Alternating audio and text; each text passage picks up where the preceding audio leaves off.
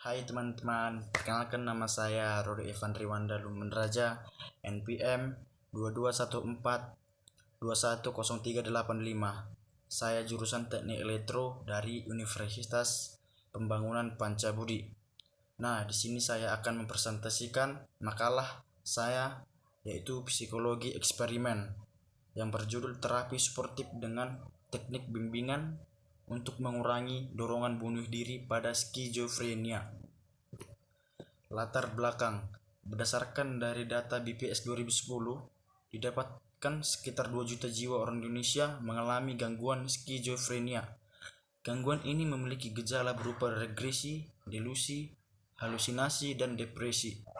Halusinasi dan depresi yang berlebihan apabila tidak ditangani dapat menyebabkan munculnya dorongan untuk bunuh diri. Gangguan skizofrenia sangat sulit untuk disembuhkan. Penanganan dengan farmakoterapi, obat-obat hanya dapat membantu mengendalikan gejala yang timbul saja dan tidak dapat menyembuhkan pasien sepenuhnya.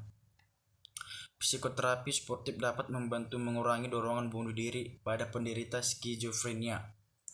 Pendekatan ini juga dapat memulihkan dan memperkuat pertahanan pasien serta mengintegrasikan kapasitas yang telah terganggu. Definisi variabel: ada dua bagian, yaitu variabel terkait dorongan bunuh diri. Dorongan bunuh diri pada pasien skizofrenia ditandai dengan beberapa faktor yang mendorong seseorang untuk melakukan percobaan bunuh diri, antara lain depresi dan gangguan kesehatan mental, kehilangan harapan dan ketidakberdayaan, mengalami kajian negatif dalam hidup, merasa terisolasi dalam lingkungan sosial, keluarga yang mengalami gangguan, disruption family, kurang memaknai hidup, tidak memiliki tujuan hidup, dan kurangnya penerimaan dari diri. Yang kedua, variabel bebas atau psikoterapi. Psikoterapi suportif adalah terapi yang menawarkan dukungan kepada klien oleh seorang terapis selama periode penyakit, kekacauan atau dekompensasi sementara. Subjek penelitian. Subjek dalam jurnal tersebut adalah seorang perempuan berusia 24 tahun yang mengidap gangguan skizofrenia paranoid sesuai dengan ketentuan DSM-6-TR. Ia melakukan percobaan bunuh diri dengan cara minum pembasmi serangga, minum obat di luar dosis yang ditentukan oleh dokter, dan melompat dari ketinggian.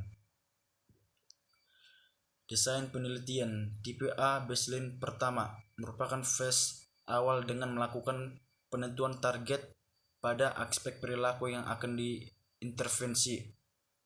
Tipe treatment B. Tipe B treatment merupakan fase pemberian perlakuan yang mana dalam hal ini menggunakan terapi suportif.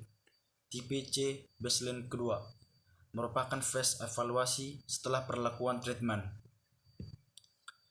Metode penelitian data. Wawancara dilakukan dengan dua cara, yaitu autoanamnesa dan alloanamnesa. Hal ini dilakukan dengan tujuan agar peneliti mendapat informasi yang lengkap dan tepat. Kedua, observasi. Pengamatan dilakukan untuk mendukung data yang didapatkan saat wawancara.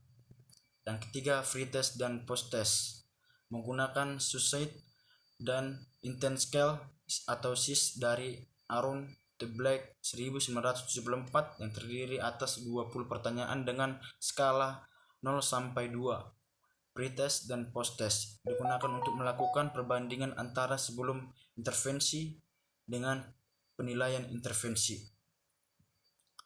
Hasil penelitian. Peneliti pada jurnal tersebut mendapatkan hasil sebagai berikut. Kehilangan harapan dan ketidakberdayaan mulai berkurang di pertemuan kelima. Adanya perubahan pada isolasi sosial pada pertemuan keenam.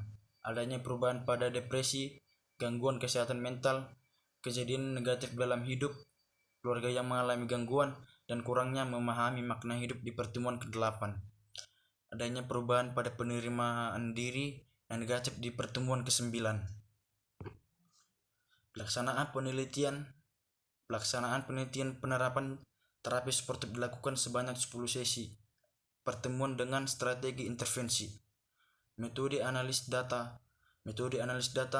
yang tertera pada jurnal tersebut menggunakan tabel berupa checklist. Nah, sekian dari presentasi makalah saya, sedikit atau lebihnya harap dimaklumi ya teman-teman ya. Sekian dan terima kasih dari saya Rodo Evan Riwanda Lumenraja.